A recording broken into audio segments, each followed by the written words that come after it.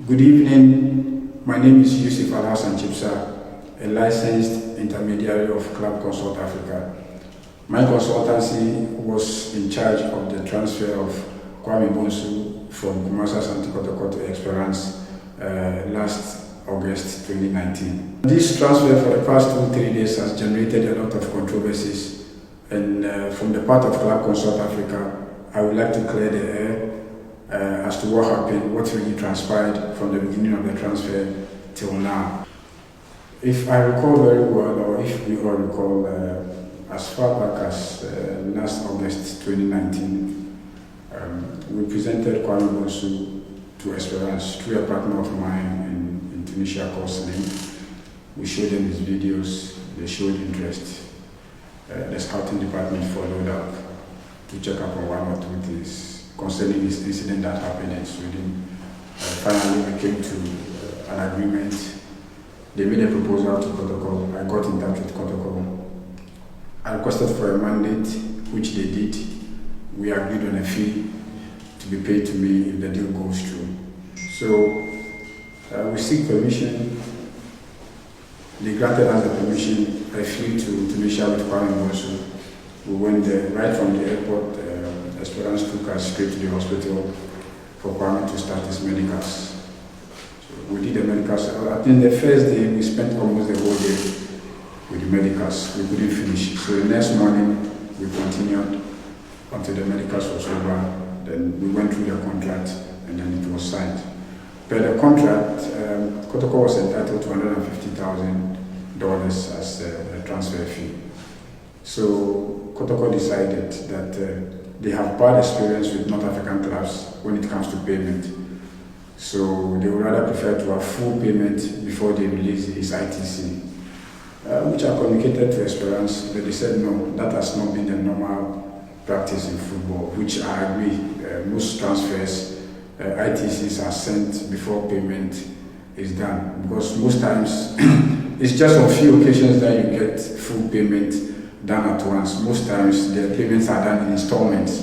So usually you have to release the ITC before payment is done. So I tried to convince Kotoko, because as a representative of the player and looking at Kwame Bonsu's history, what happened to him in Sweden, what he went through, and then bringing him to Kotoko, for him to have this opportunity. I mean, I wouldn't like to disclose the details of his contract, but the contract was too good for us to lose it, just because of doubts about payment. So I told Kotoko that, okay, you can hold me responsible if Esperance refuses to pay. I will make sure that whatever it takes for me to get Esperance to do the payment, I'll do it. So we signed an undertaking. They asked me to sign an undertaking, which I did, and then they released Kwame Bonsu to Esperance. So after a couple of months, the payment was not coming through. I was in touch with Esperance. They were telling me they will pay. They sold Francom to an Arabian club, and therefore they were waiting for his payment. As soon as they get a payment, they will pay us to Kotoko. So I reported back to Kotoko. So it got to a point that they said, no, you signed an undertaking that you make sure we get our money. So we are holding you responsible. I accepted. I said, okay, if that is the case, the best way to deal with these North African clubs is to take them through litigation. So I have a legal person, a counsel that I work with when it comes to football. He's been with me everywhere I sign contracts. He's based in Portugal. So I got in touch with him, told him the story, sent him copies of the contract signed. So after studying the contract, he said, okay, it's a good case. Esperance cannot say they will not pay the money. So all he will need is for Kotoko to give him a mandate, for Kotoko to authorize him, because if the case should proceed to CAS, the contract is going to be used as an exhibit, and therefore, since it is Kotoko who signed the contract, they have to give him the mandate. So I came back to Kotoko and told him that, look, the lawyer needs a mandate in order to start action on this way. Initially, they said I should mandate the lawyer because I have signed an undertaking, but I told them it's not going to work, because when it goes to CAS, my name is not in the contract. The contract is between Kotoko and Esperance. So therefore, Kotoko should mandate the agent, which they agreed.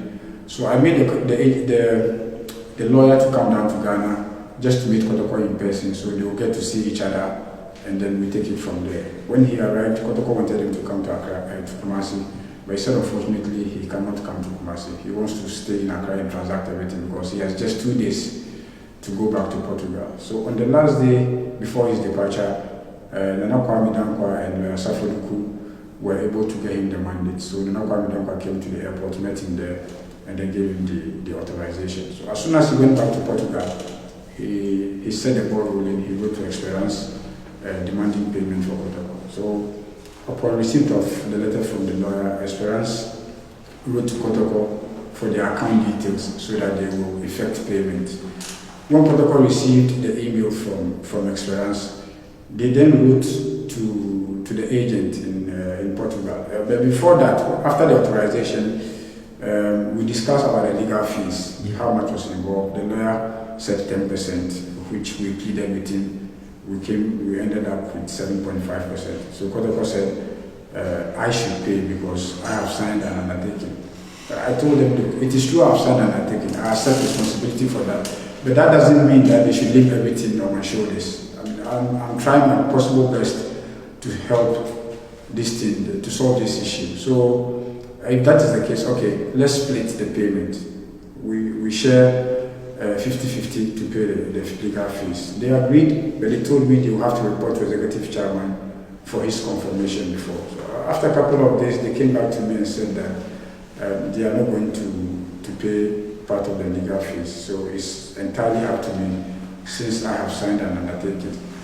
I actually wanted to get this off my back. I really want to solve this issue. So I accepted. I went back to the lawyer and told him, look, Pedro, that is the lawyer's name. His name is Pedro.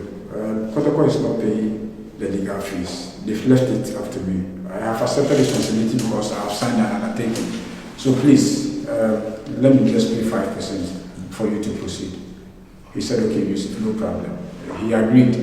And therefore he said, but before he proceeds with the case, Kotoko should write back to him, authorizing him to go ahead with the case. Because they've already sent him a mail to put a stop to the authorization they sent to him. So until Kotoko sends him another mail asking him to go further or to continue with the case, he can never go ahead with the case because they authorized him and they stopped him. So that should be the process. I came back to Kotoko, I met them in Kumasi, I told them, the lawyer wants to proceed with the case, but until you send him another mail asking him to go further, he's not going to do anything.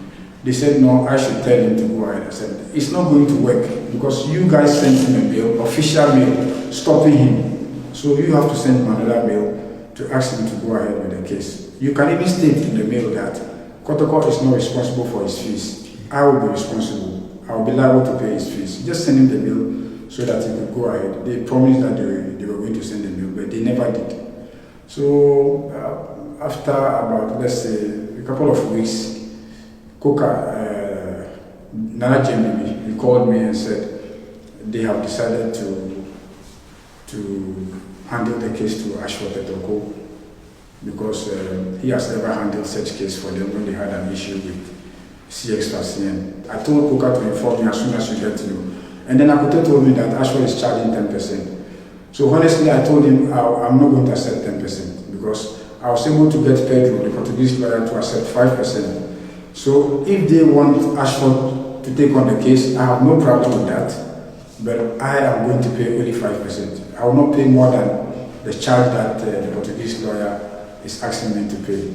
So well, Ashford can go ahead with the case, but then I will pay only 5% of his fees. They will have to sort out the rest. I didn't hear from them again. Akoto told me he was going to report back to Koka and to the executive chairman, and whatever it is, they'll get back to me. They never got back to me again. Until recently, these issues came up that Kotoko wants me to pay the $150,000 transfer fee because I have signed an undertaking. Apparently, Esperance was reluctant to pay the fee because when they asked their accounts department to pay Kotoko, one of the accounts department members said they had an issue with Kotoko as far back as 2015. That was a Clote transfer saga. Emmanuel Clote was a player of Esperance. He went on loan to Arab Gulf And then when he returned, he came straight to Ghana, signed for Asante Kotoko, claiming he's a free player. So the document that he showed to Kotoko was in French. And I don't know what happened. I don't know if they translated it or they read it well. They fed the system with that paper and registered Cloté. So Esperance took the issue up to CAS and they won. CAS passed judgment and they won. And Kotoko was held joint liable because they didn't do due diligence before they signed Cloté.